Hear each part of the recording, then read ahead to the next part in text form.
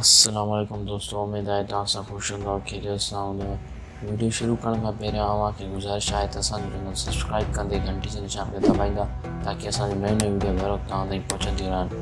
अॼु जो असांजो टॉपिक आहे सखर जी तारीख़।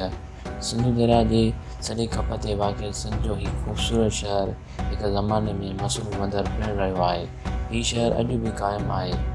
हीउ शहर क़ुदामत जे लिहाज़ खां झूनो शहर आहे।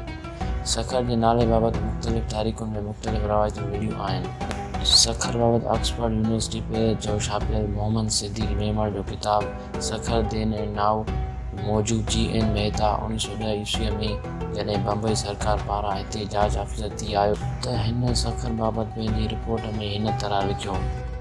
चयो वञे थो त हीउ वसंदी 675 ईस्वीअ धारीअ हिंदू ब्राह्मण वीरभा भीमराज आबाद कई ऐं संदसि वफ़ात खां पोइ 492 ईस्वी धारीअ संदसि पोयां हिन वसंदीअ खे शकर जो नालो ॾिनो। उन समेत ॿियूं बि के कमज़ोर ऐं मन घड़त रवायतूं बि लिखियूं वयूं आहिनि। जीअं चयो वियो त मुहम्मद बिन क़ासिम हिन इलाइक़े जे वेझो पहुतो त हितां जी गर्मी आबो हवा ॾिसी चयईं खाने हेज़ा सफ़र यानी त दोज़ख जहिड़ो आहे ऐं पोइ सफ़र लफ़्ज़ बिगड़जी सखर थियो। पर उन रवायत खे नामयार महफ़ूज़ रहीम दाद मोलाई शिदाई कमज़ोर ऐं मन घड़त करार ॾींदे लिखियो त मुहम्मद बिन क़ासिम 6 सदियूं अॻु आयो ऐं हू सखर न बल्कि अरोड़ खां पोइ मुल्तान काह करे वियो हो। सखर जे लाइट बिराज दुनिया जे वॾनि बिराजनि में शुमार थिए थो, छाकाणि त उहो बिराज बि दुनिया जे मयार मौजूदु आबोपाशीअ जो वॾो निज़ाम फ़राहम करे थो। उन बिराज जो कमु 1923 ईस्वीअ में शुरू थियो ऐं 1932 ईस्वीअ में पूरो थियो। बम्बईअ जे गवर्नर लाइट जे नाले सां मंसूब उन बिराज खे मेटोड़े रंग जे पथर ऐं फ़ौलाद सां ठाहियो वियो।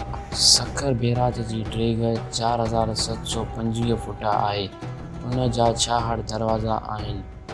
हर दरवाज़ो 22 वाल डिघो आहे। हीउ सिंधु जे पाणीअ मथां 60 फुट डिघो स्पेन ते तामीर कयल आहे। सखर बेज जी तामीर बाद पाणीअ जी विरासत जो निज़ाम ऐं ज़रई इनक़लाब आयो।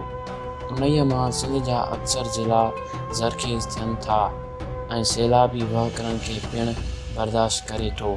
सिंधु दरिया जो ख़ूबसूरत नज़ारो बि सखर बेज वटां ॾिसे थो। दरिया जे किनारे लबे मेहरान नाले पार्क पिणु ठाहियो वियो आहे। सखर जी सूंहं बाबति कैप्टन पोस्टन लिखियो हो त सिंधु नदीअ जे गुज़रगाहुनि में शायदि ई अहिड़ो को दिलकशिश हंधु हुजे जहिड़ो हसीन मंज़र सखर वटां नज़र अचे थो।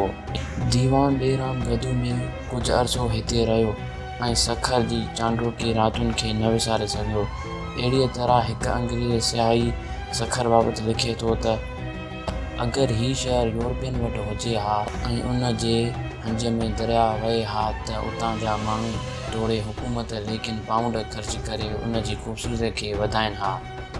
सखर जो मर्कज़ टावर घंटाघर सुंदरदास रेडियो मिल जे नाले सां मंसूब आहे जेको विच शहर में विक्टोरिया मार्केट ॿाहिरां तामीर कयो वियो। 90 फुट डिघो ऐं 35 फुट वेकिरो हीउ टावर 1937 ईस्वीअ में ठाहियो जेको सुंदर दास जी यादि सुंदर शौक़ सुभा ऐं सेठ वधा मिल ऐं नेबो मिल जे ख़र्च ते तामीर थियो। राति जे वक़्तु रोशनियुनि सां चमकंदड़ हिन टावर जो इफ़्तिताह तॾहिं हो की कलेक्टर मीरचंदानी कयो। उन खां सवाइ सखर शहर में सब्ज़ी अनाज मिर्चनि मसालनि तोड़े फ्रूट जा वॾा मार्केट क़ाइमु आहिनि। इलेक्ट्रॉनिक्स मार्केट गार्मेंट्स मार्केट समेत कास्टिंग ऐं सी.डी. होलसेल जो कारोबार बि हिते उर्ज ते आहे। सखर जे उत्तर में जैकमाबाद ऐं शिकारपुर, ॾखण खैरपुर, ओभर में घोटगी ऐं ओलह में लाड़काने जूं हदूं मिलनि थियूं। कारोबार हवाले सां हिन वक़्तु हीउ शहर शाहूकार आहे जॾहिं त तालीमी इदारनि ऐं सुनती पैदावार जो बि मर्कज़ आहे।